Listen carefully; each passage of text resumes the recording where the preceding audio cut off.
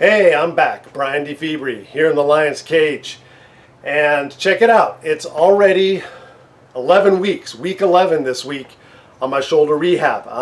It's Tuesday, September 17th, and coming up on 12 weeks next week. So week 11 here, and I've been off the video, no particular reason, just doing other stuff. I've been doing my rehab, of course, and my workouts, but no video. But I wanted to do this video here because there's been a few progressions that things that I've added and exercises that I've added in PT, and so I wanted to show you how that's looking for this week. And so that's what we're going to do. First off, I want to show you, check it out. The arm is starting to change, and I can just hold the bicep like this, and you can probably see the deformity is starting to show and become apparent.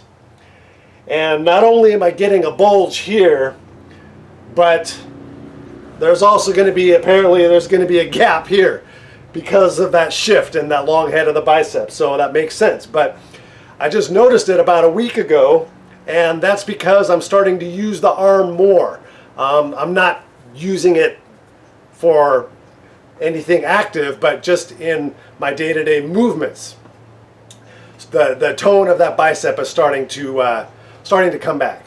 So they call that, I guess, a Popeye deformity. And so maybe I'll eat my spinach and I'll be like Popeye. But you may also notice here that I'm holding onto this fat grip. I started doing this just the other day, and the only reason I'm doing this is just to put something in my hand, one, so I don't go grabbing for things that I shouldn't, because I did that last week, and that was a bad thing. Let's talk about that. Last week, I was at home, I was holding onto something in my right hand, and just instinctively, without even thinking about it, I reached for the door and turned the doorknob with my left arm. Well, it wasn't the reach that bothered me, but it was the turn, and I turned it this way, so that's supinating and activating the bicep, plus maybe a little bit of external rotation in the shoulder, and yeah, that hurt. I didn't cause any damage, I knew that, but I also knew that I did too much and that it hurt. And in fact, it hurt so much that I really couldn't do my exercises, my regular rehab exercises, just my passive range of motion and my isometric work. I couldn't do that for 2 days. I went to my PT the day after. We did a lot of soft tissue work and muscle stim, some ice, and got it to come down, and it was all good, but it set me back for a few days. This week I'm right on track and everything's cool. But I decided to hold on to this fat grip here, one, so I don't use my arm and reach for something without thinking about it, but also by holding onto it like this, I'm not squeezing it, I'm not gripping it, but by holding it during my workouts here for the rest of my body, what it's doing is it's giving me little mini gentle almost co-contractions going up through the arm, and that acts almost like rhythmic stabilization in the arm muscles and especially the rotator cuff, but co-contraction really is more what's going on. And it's small and gentle enough to where it's not causing any problems, but what it's doing, I think, is it's going to be pushing a little more blood flow through that area, and that's going to only help. And so it actually feels good doing this and having this in my hand. So that's the other new thing that I'm doing. All right, let's get into my rehab exercises and the new things that I've been doing. I'm not going to go over all the old stuff. Everything else is continuing, but I want to go through the new exercises here that I've been doing these past 2 weeks.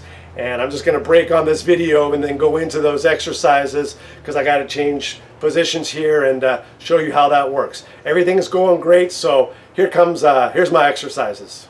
These exercises I'm going to be doing on the floor here, and they're called gravity minimized exercises. And I have shoulder flexion, and then internal external rotation, and then side lying abduction.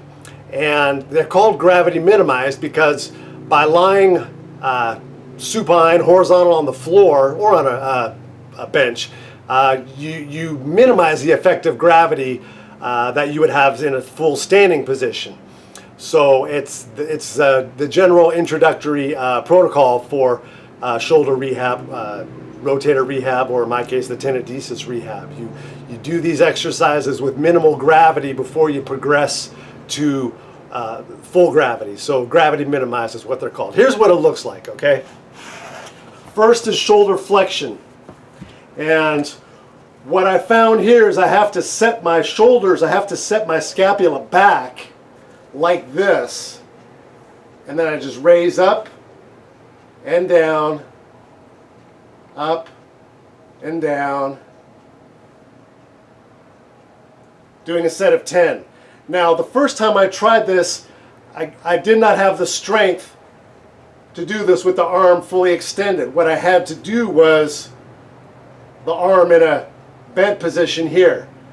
But in 2 days, I was able to get to the arm fully extended position. So that's shoulder flexion. Next, I take the pad here for under the arm and I do internal external rotation. And that's just like this. And that's about as far as the working range that I have right now. I pretty much hit a dead stop right here, and that's where it starts to hurt right here, you know. I'm not ashamed to say it.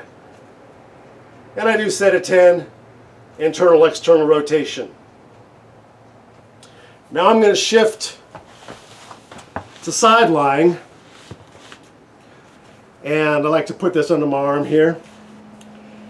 And again, I got to set my shoulder, set my scap, and I just do side lying abduction. Just one set of 10 right now. And like the shoulder flexion, the first day I did this, I could not use the full length of my arm, so I had to do a bent arm. And this is all I could do for 2 days. And then I got to full arm abduction. Next, I have bicep flexion. And yes, this is using the bicep, but this is zero gravity, because there is no gravity, there is no resistance to gravity on the bicep at all, as you can see, because I'm in a side lying position, and this is just starting to work the bicep through active range of motion, but with zero resistance to protect that tenodesis. All right. Okay, now these last exercises, I got some help here. These are called rhythmic stabilization, and I just started these this week. Rhythmic stabilization is really good for starting to activate the rotator cuff muscles in a dynamic way. And so I'm going to lie down here. Right here is my assistant, and you probably won't see his face, which is a good thing, because he's got food all over his face. But I start with the arm bent. And what Wright's going to do is he's just working on trying to move my arm around very gently. 2 fingers right now is all we do. And my job is to resist the movement. And we go for about 10 seconds. And then we stop. And then we repeat that a couple times. Then we go on to the next position, which is in the arm extended. So he's going to go ahead right there, same thing. Now this is a little tougher, but again, he's just using 2 finger pressure, and my job is to resist the movement, you know, through my shoulder and rotator cuff muscles. And that's about 10 seconds. And then the final position is right out front here, and this is the toughest because I got the most gravity going down here. And again, he's just bouncing me around real gentle for about 10 seconds at a time, and we're done. All right. And then the last thing I'm doing after I do all those exercises is I do some wall climbs with the fingers, and it looks like this. Just climbing up the wall here,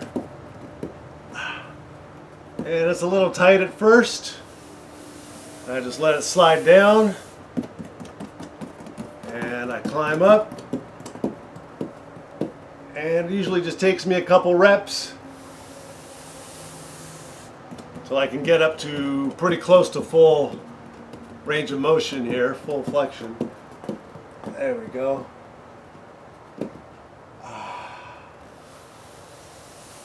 And I do those about 10 at a time, and I do those several times throughout the day. So that, I think, is about all for the new routine right now. I'm at 11 weeks. I go back and see my doctor next week for my 12-week follow-up, and he'll tell me what's next. Everything's good, looking good, feeling good, and we're out of here.